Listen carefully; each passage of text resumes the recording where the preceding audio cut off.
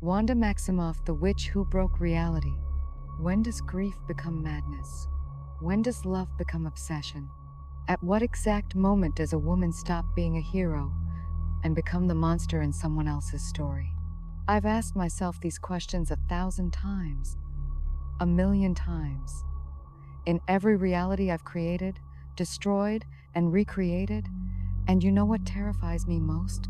I still don't have an answer. Because the line between savior and destroyer isn't a line at all, it's a circle. And I've been spinning inside it since the day I was born. My name is Wanda Maximoff, the Scarlet Witch, the woman who held an entire town hostage in her grief, the mother who murdered innocents across the multiverse trying to reach children who were never real, the girl who lost everything, again and again and again, until loss became the only thing she knew how to hold. But before I was the witch, before I was the warning, before I became the cautionary tale they'll whisper about for generations, I was just a child in Sokovia, sitting on a couch with my twin brother, watching television while a Stark Industries missile buried itself 3 feet from our faces, waiting to explode. Do you know what 2 days feels like when you're 10 years old and you're waiting to die? Pietro held my hand. We stared at that shell with my father's blood still wet on the floor and my mother's body crushed under rubble we couldn't move. And all I could see was that name, Stark, burned into the metal like a promise of death. That's where it started. Not with power, not with magic, with rage. Pure, clarifying rage that made me volunteer for Hydra's experiments because I wanted weapons. I wanted to be the bomb. I wanted to make them feel what I felt sitting in those ruins, holding my brother's hand, praying for oblivion. And I got my wish, didn't I? They gave me power, chaos, magic, though I didn't know to call it that yet. Reality bending, mind manipulation, the ability to reach inside someone's head and show them their worst nightmares. I became the thing that goes bump in the night, and I liked it. God help me. I liked watching Tony Stark see his friends dead. Liked watching the mighty Avengers crumble under visions I planted like seeds of doubt. But then, Ultron, that silver-tongued monster who promised us revolution and delivered genocide, and Pietro, my other half, my twin soul, my last piece of home. He died saving a child, died as a hero. Died and left me alone in a world that had already taken everything else. They tell you grief gets easier. They're liars. Grief doesn't get smaller, you just get bigger around it. You build a life, build walls, build armor made of purpose and duty and the belief that maybe if you save enough people, you can balance the scales. Make the universe give you back what it stole. So I became an Avenger. Wore the uniform, smiled for the cameras, pretended that the hole in my chest where Pietro used to be wasn't bleeding out with every breath. And I met him. Vision. A synthetic man with an infinity stone in his forehead and a heart I didn't know machines could have. He saw me. Not the weapon. Not the witch. Not the broken girl from Sokovia. He saw Wanda. And for the first time since Pietro died, I felt less alone. We built something beautiful in the spaces between battles. Something quiet. Something mine. And then Thanos came. I want you to understand what they asked me to do. Steve Rogers, Captain America, the man of moral absolutes, looked me in the eyes and told me I had to kill the man I loved. Destroy the Mind Stone. Sacrifice Vision to save the universe. And I said yes. Because that's what heroes do. They sacrifice. They break their own hearts to save everyone else's. I held Vision's face in my hands, felt his synthetic skin warm under my fingers, and with one hand, I destroyed him, poured chaos magic into the stone while fighting off Thanos' army with the other. I felt the moment he died, felt his consciousness flicker out like a candle in the wind, felt my heart shatter into so many pieces I knew I'd never find them all. And for what? Thanos reversed time, brought Vision back just to rip the stone from his head again, made me watch him die twice, made my sacrifice meaningless. Then I turned to dust, ceased to exist for 5 years that felt like blinking, and when I came back, he was still gone. Everyone moved on, started healing, started living, but not me. I came back to a world where Vision was dead and Pietro was ancient history, and I was just empty. That's what they don't tell you about resurrection. You don't come back whole. You come back hollow. Westview happened because I drove through a town where we were supposed to build a life together, a deed to a plot of land, where Vision wanted to grow old with me, even though he couldn't age, and I would have watched him stay perfect while I withered. It was a fantasy, a beautiful, impossible fantasy. And standing in that empty lot, I broke. Not metaphorically, literally. Reality itself bent to my pain. I didn't mean to. I didn't choose it.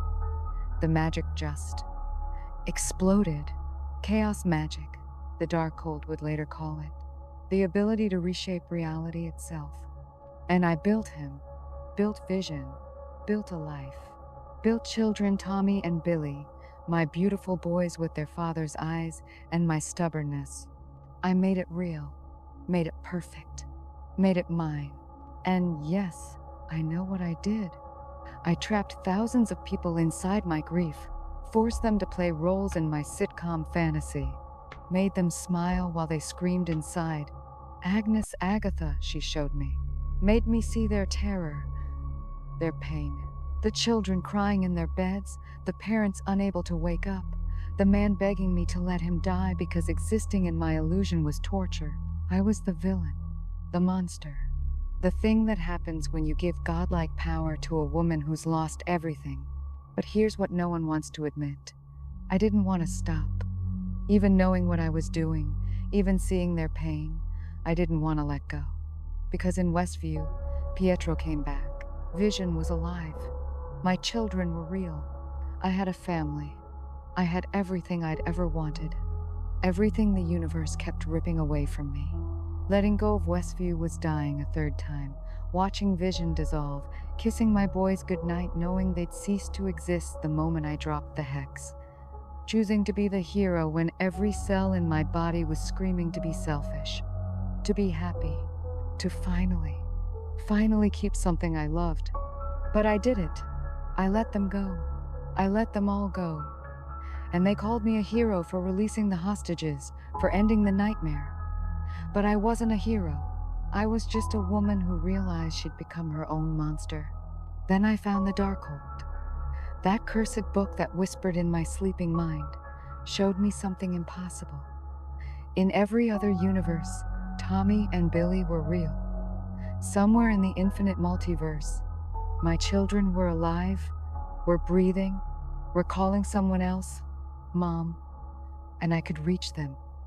I could tear through reality itself and take what was mine. The Darkhold corrupted me. I know that now.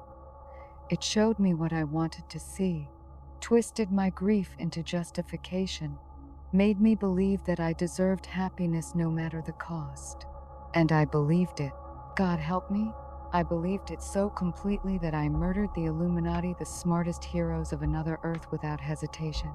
Snapped Professor Xavier's neck, turned Reed Richards into spaghetti, crushed Captain Carter under a shield, shattered Captain Marvel like glass. I became the Scarlet Witch, not the hero, not the Avenger, the force of nature, the apocalypse in human skin. And I hunted America Chavez, a child across universes, because she had the power I needed to reach my boys. I dream-walked into another Wanda's body, saw my children in their bedroom, called their names, and they looked at me with terror. Pure, absolute terror. Because I wasn't their mother. I was the monster who'd stolen their mother's face. And Billy, my Billy, with his chaos magic awakening, he said, "You're not our mom. Our mom would never hurt anyone." That's when I saw myself, really saw myself. Not the grieving mother, not the powerful witch, but the villain in my children's story. The thing they'd have nightmares about. The monster. I destroyed the Darkhold in every universe. brought Mount Wundagore down on my head, buried myself in rock and ancient magic and the weight of all my sins, let myself die, really die, because maybe that's what I deserved. Maybe that's the only way to stop the cycle. But here's the thing about chaos magic. It doesn't follow rules.